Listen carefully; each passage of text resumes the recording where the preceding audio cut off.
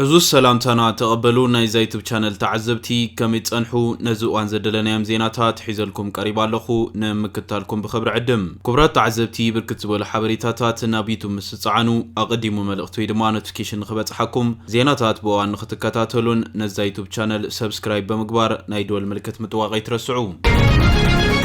فلتي دمصاويت قانقوا سومال هودان عدنن كالوت حالو سومالوان سدتنياتات زصعنت جالبام ابغما غنبحري اتا بفرنسا اتم حدر مايت بزغاطم حدغام كمزو موتو تغليصلوم هودان افريكا بزبل ناي مدرخ سما اتفلت دمصاويت هودان عدن مسغوالا ابتا جالبا كمز نبرتن هيوتن كمز حلفن تغليصلوم مسارحن محزات اسنت باباويت عبد القادر فيلفيل نبي بي سي ابزها حبريتام ابتا مركب 15 سبات كمز نبرون حدت راي كمز دحنن غليصوم كالوت منطتاتون قطر نايتوم ابتا جالبا زنبرو سدتنياتاتم استات عسرا كم زخون يحبروم موتتا دمصاويت فلطات سبات زركبوم سباتم زحاش هيوت نمدلاي بزي حقاو منقدين اب ايروبا ببحر مأتاو هيوتهم اب حدا غازتو لا غبابا غلحلوم هودانا بسرحه حيالن سرحات فوتون يانيرام كابابا ازور ستو فقري سنه طباب نمعوات بعمقوتو فنيرام كبل دما عبد القادر فيلفيل يغلطم فطاري نفسا يعرف زبل عبد القادر نسدران فتوتان دما صنعه تمنيلوم هودات قدم عامت ابتار سكتما كينيا نيروبي اب سدت ياتنبر نيرام اب صومال سنه طباباوያን درفتن تقبلنت سلازيبلوم هودان وصا هاغرات سريحهم شمن زنان كامونغو زنبرو بزحات سوماليوان سنه طباباوያን حنتيا نيرام سراحتا اب وصا زنبرو سمايلاوያን تزارب تقانقوا سومال نادا زرخبيم بفلاي سراحتا محبراو مرخببيتات بسفيحو تزرغي يركبم هودان ناي موزيقا مويان مقصال ناب صومال كتملس كوان تفتنت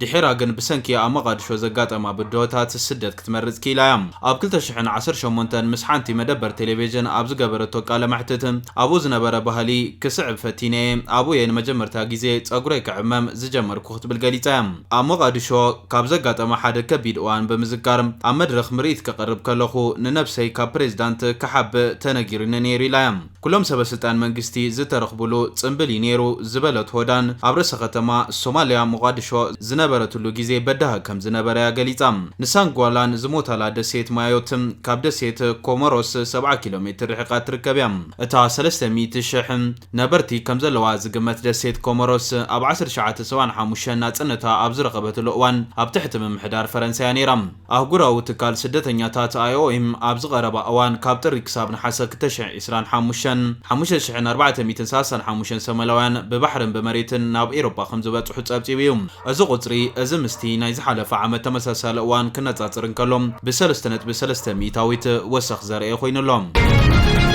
تنزانيا بوحدو 204 سبات بهاجراو كحدت تخصيصهم بيت فرد تنزانيا مستي ابز حلف سمون مس بريزيدنت امرص ابز تحازم موزسعب عغرغر بوحدو 204 سبات بهاجراو كحدت كسيسوم بريزيدنت ساميا سلحو 9 ميتاوت دمص بمركاب كمز تعوتت بوقع كانت تغلصم تقاومتا غن اتمرصا ناصار تعاون كمزي نبره بمغلاص نتوصيت زلوم تقاومن مسمع ناب غدنات كوصو ترايميم اكالات صطتا منغستي نتوم زقاوم زنبرو امبتان بزتل على غونتكام اماي سبات كمز تقتلو صبصبات يحبروم منغست جن اتو قصر موتان زتغانن مخانو بمغلاص اتمرصا نصورن رصعون منباري زمغوتم مستزنبر عغرغر بزتتحاز بزو حسابات ابقيدا اتيم نيراميم بدحر زغن عبدار السلام ببيت فردي كساغراو كحدت قريب لومالوم بمسرت معقنات زينا زرايو ناي كس ورقت اتم تخصصتي نتمرصا نمعنقاف سلفتها لعيلوم تبايلوم يم تخصيصهم زلوم تخصصتي بتقريب لوم زلو خسي غبنኛ ታት ኮይኖም እንተተረኺቦም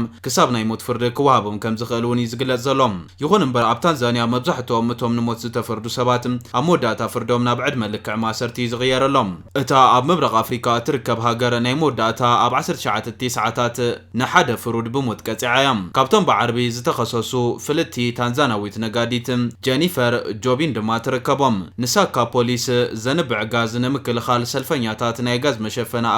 ኣፍንጫን ክገዝኡ ብቕሉዕ ከተተባብዕ ጸኒሓ ተባሂላም በመንግስቲ ክትንቀፍ ጸኒሓም ኣብ ዝርዝር እቶም ተኸሰስቲ ኣብ ማሕበራዊ መራኸቢታት ጽልዋ ዘለዎም ሰባትን ተኻቲቶም ኣለዉ እቲ ተመስሪትሎም ዘሎ ክሲ ካብ 19 ሕዳር ጀሚሩ ኣብ መጋባእያ ክረአ ክጅምር ምዃኑን ተገሊጹሎም ፕሬዚደንት ሳሚን ኣብ እዋን ቃለ መሓላ ኣብ ዘስማዓቶ መደረ ነቲ ድሕሪ መረጻ ዝነበረ ዕግርግር ብምኹናን ነቲ ናዕቢ ዘበገሱ ዝበለቶም ወጻተኛታትን ወቂሳም እቶም ነቲ ዕግርግር ኣጓሂሮም ዝበለቶም ወጻተኛታት ዜጋታት ኣየነይቲ ሃገር ምዃኖም ግን ኣይገለጸትን ቃለ ማሕላ ፕሬዝዳንት ሳሚያ ስልሑ ኣብ ክንዲ ኣብ ትቅድሚ ሕጂ ዝካየደሉ ዝነበረ ስታዲየም ዝፍጸም ኣብ ርእሰ ከተማ ዶንዶማ ኣብ ሓደ ወታደራዊ ምርኢት ዝካየደሉ ቦታ ይተኻይዱ እቲ ዝኾነ ህዝቢ ዘይተሳተፎ ስነ ስርዓት ቃለ ማሕላ ወታደራዊ ትህልፊ ተሰንዩ ብቐጥታ ኣብ ቴሌቪዥን ከም ዝመሓላለፍ ኮይኑ ሳሚያ ስልሑ ድሕሪ ሞት ፕሬዝዳንት ጆን ማጉፋሊያ ኣብ 2021 ቀዳመይቲ ጓል ኣንስተይቲ ፕሬዝዳንት ታንዛንያ ኮይና ናብ ስልጣን መጽያ ደላ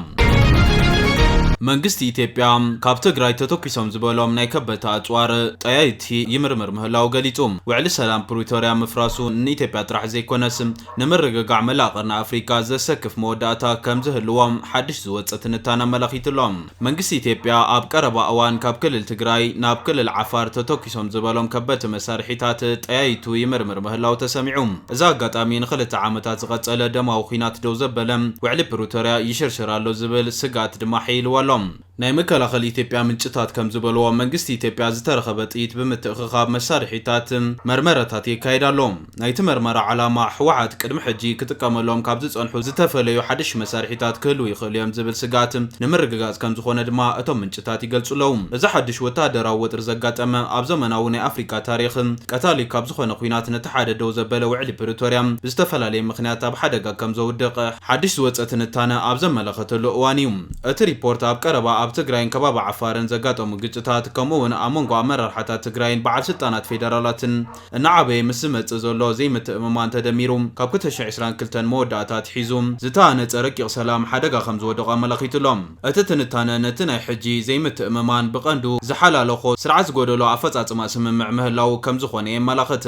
ስምምዕ ፕሪቶሪያ ምንም ዋላ እኳ ኣብ መንጎ ክልቲኦም ተዋጋእቲ ሓይልታት ዝነበረ ሰፊሕ ኩናት ደው ተበለ ከም ምፍታሕ ዕጥቅን ዕጡቓት ምፍናውን ተመዛበልቲ ምምላስን ኣብ ዝኣመሰሉ ወሰንቲ ነጥብታት ዝተፈጠረ ምድንጓያት ናይ ሓባር ክስታት ንኽላዓሉ ገይራሎ ይብል መንግስቲ ፌደራል በዓል ስልጣናት ትግራይ ሙሉእ ብሙሉእ ዕጥቂ ኣይፈትሑን ከምኡውን ኣብ ክልል ኣምሓራ ምስ ዝንቀሳቐሱ ዕጡቓት ይተሓባበራሉ ብዝብሉ ዝኸሱ ኮይኖም ኣመራርሓታት ክልል ትግራይ ብወገኖም መንግስቲ ፌደራል ወሰንቲ ግልጋሎታትን ምሕደራዊ ገደባት ምልዓልን ፖለቲካዊ ንገዛእ ርእስኻ ናይ ምምሕዳር መሰልን ኣብ ምርግጋጽ ይሰርሕ የለን ብዝብል ይኸሱ ብፍላይ ኣብ ዶባት ክልቲአን ክልላት ዓፋርን ትግራይን ከም ሓድሽ ዝተወልዐ ግጭት ዝጸንሑ ምስሓሓባት ብምቕስቃስ ነቲ ናይ ሰላም ስምምዕ ዓብዪ ሓደጋ ከም ዘንጸላለዎ እቲ ዝወፀ ሪፖርት ኣመላኺቱሎም እቲ ትንታነ ኣብ መወዳእታ እዚ ስምምዕ ሰላም ሙሉእ ብሙሉእ ምፍራሱ ንኢትዮጵያ ጥራሕ ዘይኮነስ ንሰላምን ርግኣትን ዞባ ቀርኒ ኣፍሪካ ከም ዝጸልዎ ገሊጹሎም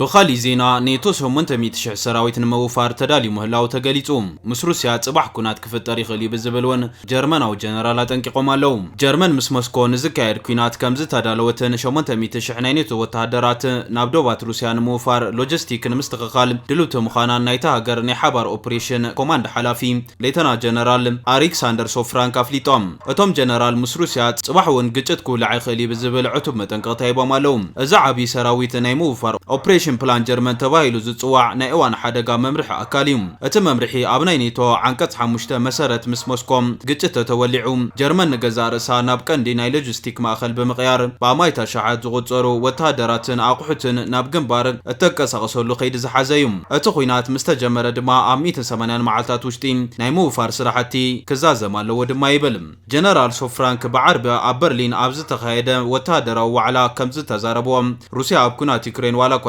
ተጸመደት ኣዝዩ ዓብዪ ወተሃደራዊ ዓቕሚ ኣለዋ ዝበሉ ኮይኖም ብምውሳኽ ሩስያ ሕጂ ኣብ ናይ ኔቶ ግዝኣት ዝተወሰነ መጥቃዕቲ ናይ ሙራድ ዓቕሚ ኣለዋ ክብል ገሊፆም ኣለው ካልኦት በዓል ስልጣናት ጀርመን እውን ነዚ ስጋት አንጸባሪቖም ኣለው ቻንሰለር ፍሬድሪክ መርዝ ናይ ዩክሬን ግጭት ብዲፕሎማሲያዊ መንገዲ ናይ ምፍታሕ መማረፅታት ተጸንቂቖም እዮም ብዝብል ቅድሚ ሕጂ ምግላጾም ዝዝከር እዩ ሚኒስትሪ መከላኸሊ ቦሪስ ፒስቶሪየርስ ብወገኖም እዚ ናይ መንቅሒ ደወል ኣይኮነን ናይ መነባብሮ ኩነታትና ኣብ ሓደጋ ይርከብ ብዝብል ኣብቲ ዋዕላ ተዛሪቦም ኣለው ሞስኮ ብወገና ንኔቶ ናይ ምጥቃዕ ምንም ዓይነት ውጥን ከም ዘይብላ ብተደጋጋሚ ገሊጻ እያ ናይ ጀርመን ዘረባታት ናይ ሰራዊት ወጻኢታት ንምጽዳቕ እትጥቀመሉ ጉለቲ ብዝብል እውን ነጺጋቶ ትርከባላ ሚኒስትሪ ጉዳያት ወጻኢ ሩስያ ሴርጌይ ላቭሮቭ ጀርመን ቁልዕ ዝኾነ ደጊማ ናዚ ናይ ምዃን ምልክት ተረኣላ ብዝብል ቅድሚ ሕጂ ምኽሳሶም ዝፍለጥ እዩ ፖለቲኮ ዝተባሃለ መራኸቢ ሓፋሽ ኣብ ዝሓለፈ ወርሒ ከም ዝጸብጸቦም ጀርመን ደጊማ ንኽትዕጠቕ ዝገብር እማመ 377 ቢልዮን ዩሮ ወጻኢታት ዝሓትት እዩ ክብል ገሊጹ እዩ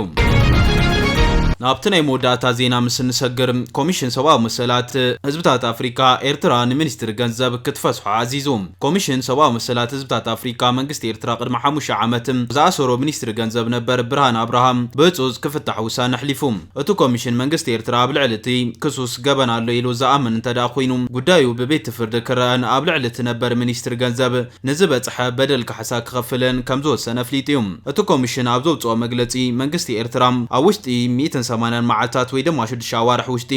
ሪፖርት ክገብር ዝገለጸ ኮይኑ ብርሃን ዝተኣሰረ ንመንግስቲ ኤርትራ ዝነቅፍ መጽሓፍ ድሕሪ ምውፅኦ ከም ዝኾነ እውን ገሊጹሎም እዚ ኮሚሽን ኤርትራ እትሳተፈሉ ኣህጉራዊ ትካል ሰብኣዊ መሰል ከም ዝኾነ ድማ ይፍለጥ እምበር ከስ ክቡራት ተዓዘብቲ ነዚ እዋን ዘደለናይ ሓበሬታ ዝመስል ነይሩ ብኻሊእ ዜና እስካዕ ንራኸብ ሰላም